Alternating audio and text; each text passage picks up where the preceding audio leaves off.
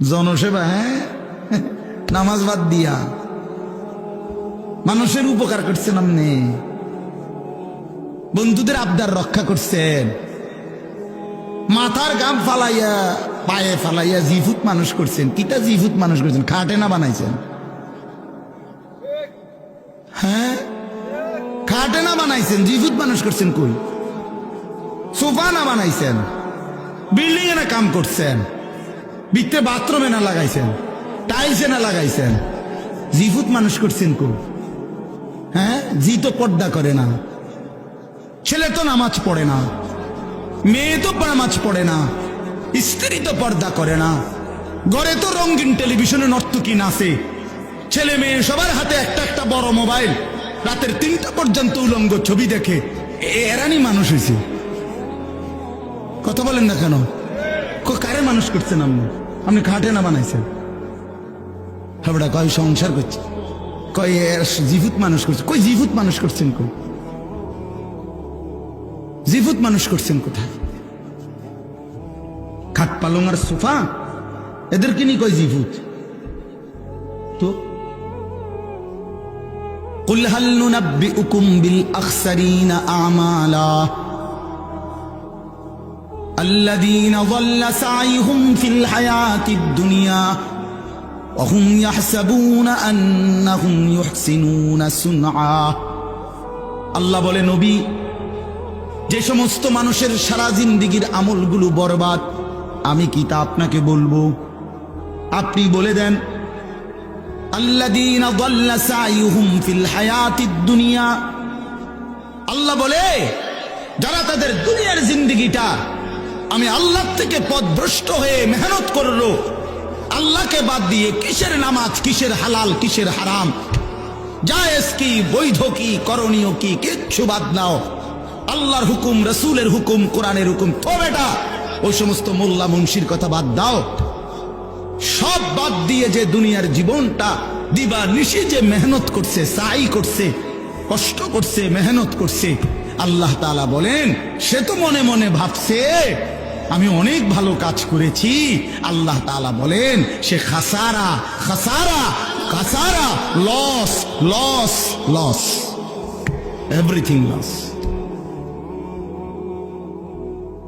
আসলে সে আখসারিনা আমালা, আসলে সে তার সমস্ত মেহনত বরবাদ করছে। কি করেছে বাপ? বলেন না কেন? ছেলের আফসোস করতে হবে, বাবারা আপনারাও আফসোস করতে হবে, আমিও আফসোস করতে হবে। আল্লাহর দেওয়া এই সুন্দর হায়াত কেন নষ্ট করে দিলেন? কেন বরবাদ করে দিলেন? অবশ্যই আফসোস করতে হবে। এই জন্য আল্লাহকে বাদ দিতে নেই, আল্লাহকে ছাড়তে নেই। বন্ধু, ও ভাই, জায়গা হয় না, জায়গা একটু জায়গা করে দেন। আরেকজনের জায়গা করে দিলে আল্লাহ নিজে ওয়াদা দিছে, বান্দা আমি তোমাকে জায়গা দেব। কোরআন শরীফের আয়াত, এটা বিশ্বাস করে আল্লাহ বলছে, তুমি আমার বান্দারে জায়গা দিও, আমি তোমারে জায়গা দেব। আসেন, একটু আগায় আসেন, আগান সবাই, একটু নড়ে চড়ে বসেন, দ্রুত করেন, দ্রুত দ্রুত, জলদি। ওই অনেকে চায় এদিকে এদিকে আগ করে করে চায়, খেটা খেটা লড়ে। আমি তো লড়ি না, হুজুরের কথা শুনি না, আর কেউ শুনিনি কোনো। হ্যাঁ, এটা এক ধরনের গাদ্দারি। হ্যাঁ হ্যাঁ, কিছু মানুষ আছে মানে তেড়া মানুষ, আমি লড়তাম না, আমাদের মতো এত কত বালা হুজুর দেখছি, মিয়া লড়ছি না। আরো কত মোটা তাজা হুজুর দেখছি, আর আপনি দেড় বিড়া বেড়া আইসেন, আমরা লড়াই দেবেন। আশ্চর্য, আমি অনেক সময় এটা দেখি, অনেকের এই বদ অভ্যাস। একটু আগাইতে বললে হে এদিক এদিক সা, মানে হে জাগাত আমি লড়তাম না, সাই আর কোনো বেকুবে লড়েনি। কোনো সময় এটা করবেন না, আপনি লড়বেন, আপনারে বলছে, ঠিক কিনা বলেন না কেন? আপনি আরেকজনেরটা চাইবেন কেন? আল্লাহ নিজে বলছে তো, বিশ্বাস করে, ফাফসাহু ইয়াফসাহিল্লাহু লাক। আরে বান্দা, তুমি আমার বান্দার জন্য জায়গা ছেড়ে দাও, আমি আল্লাহ তোমার জন্য জায়গা দিয়ে দেব। আপনি দিবেন 1 বিঘত, আল্লাহ দিবেন 10 দুনিয়া বরাবর জান্নাত। এটা অনেক বড় নেক আমল, নেক আমল। অন্যের জন্য সম্পদ ছেড়ে দাও। এ দুনিয়াবি ক্ষেত্রেও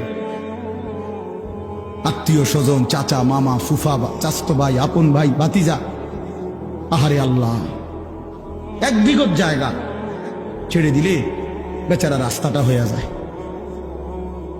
এই শুধু এই সুপারি গাছটা কাইটটা দিলে, নারকেল গাছটা কাইটটা দিলে আপন ভাতিজা তার বাড়িটার মধ্যে ঢুকতে পারে না, দিত না। এমন ডাকাত 90 বছর বুড়া বাঁকা হইয়া গেছে, কিন্তু এই ডাকাইতে এই জায়গাটা ছাড়ত না, দিতাম না, কইছি দিতাম না, দিতাম না। হ্যাঁ না, কবরও তো নিত না, হয়তো জানেই কবরে নিবে না, না এটা দিতাম না, কইছি দিতাম না, দিতেন না, দিতাম না, কইছি দিতাম না।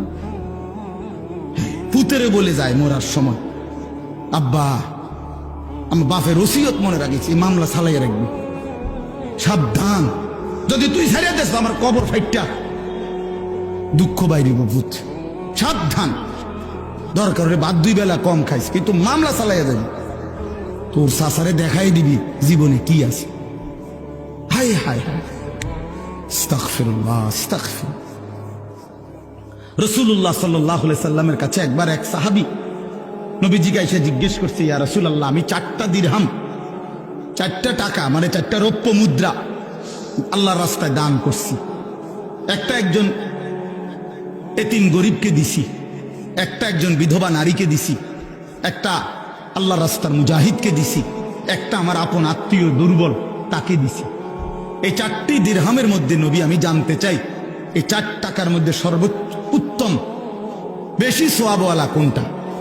আল্লাহর কসম, নবী বলছে যে তুমি তোমার আত্মীয়কে, আপন স্বজনকে যেই টাকাটা দিছো, এটা হলো এই 4টার মধ্যে সর্বশ্রেষ্ঠ। আপন জনকে যেটা দিছ। হযরত তালহা রাদিয়াল্লাহু তাআলা আনহু ওনার সবচেয়ে প্রিয় বাগানটা আল্লাহর রাস্তায় দান করে দিছিলেন নবীজির জামানায়। সাহাবী, নবীজি দান করে দেওয়ার পর নবীজি বলছে, শোনো, এটা তুমি তোমার আপন আত্মীয় স্বজনের মধ্যে বন্টন করো না।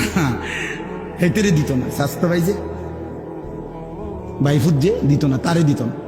ওই গিয়া আমনের এন থেকে গিয়া দাউদকান্দি গিয়া 30,000 টাকা দিয়া স্লোগান নিয়ে আয় ফেলবে। ও হেনে গিয়া দিছে 50,000 টাকা, জনাব অমুক 50,000 মার হাবা, হাবারে মার। হ্যাঁ হ্যাঁ, ওইখান থেকে স্লোগান নিয়ে আসছে, কিন্তু এই আপন জনকে 500টা টাকা দিবেন। এই অনেক মানুষের এই বদ অভ্যাস আছে। হ্যাঁ, এটা জরুরি মিয়া, আত্মীয়ের হক আদায় করা। ওই যে মৌলানা এখন বললেন, রিজিকের বৃদ্ধির জন্য এটা একটা আমল গুরুত্বপূর্ণ, হায়াতের বৃদ্ধির জন্য, জীবন সুন্দর হওয়া, জীবন হায়াত দীর্ঘ মেয়াদী হওয়া, দীর্ঘ হায়াত পাওয়ার জন্য একটা আমল। রিজিক প্রশস্ত, আইয়াবসুতা ফি রিজকিহি মান আহাব্বা। নবীজি বলছে, যে চায় তার রিজিক প্রশস্ত হোক এবং তার হায়াত বেড়ে যাক, ফালিয়াসিল রাহিমাহু, সে যেন তার আপন আত্মীয়ের সাথে উত্তম ব্যবহার করে, এটা তার রিজিক বাড়াবে। যাই হোক, কথার প্রসঙ্গে বলল, কারো বাপ, আমার অনুরোধ, কারো 1 বিঘত সম্পত্তি, আল্লাহর কসম, আল্লাহর দোহাই, অন্যায় ভাবে রাইখেন না নিজের ছেলে মেয়ের জন্য। ওরা পারবে, এই 1 শতক জমি ছাড়াও আমাদের জিফুত চলতে পারবে। এই 1 শতক জমি মিথ্যা করে নিয়া নিজের আখেরাত বরবাদ করলেন, ওদেরকেও বরবাদ করে দিলেন। একেবারে বুখারীর হাদিস, নবী সাল্লাল্লাহু আলাইহি সাল্লাম বলছেন, মান আখাযা শিবরাম মিনাল আরদ, যে জুলমান, যে অন্যায় ভাবে কারো 1 বিঘত, শিবরান মানে 1 বিঘত, এই যে 1 বিঘত বোঝেন না, 1 বিঘত সম্পত্তি যে কারো অন্যায় ভাবে জুলুম করে নিয়ে নেয়, রাসূলুল্লাহ সাল্লাল্লাহু আলাইহি সাল্লাম বলেন, আল্লাহ তাআলা কিয়ামতের দিন ওই নাফরমান ব্যক্তির কাঁধে হাসরের মাঠে 7 তবক জমিনের মাটি তার কাঁধে তুলে দিবে। তাওয়াকাহুল্লাহু 7 আরদিন, কিয়ামতের দিন 7 তবক জমিনের মাটি তার কাঁধে উঠবে। এবার এই ভারে সে দাঁড়াবে কেমনে? কথা বলেন না।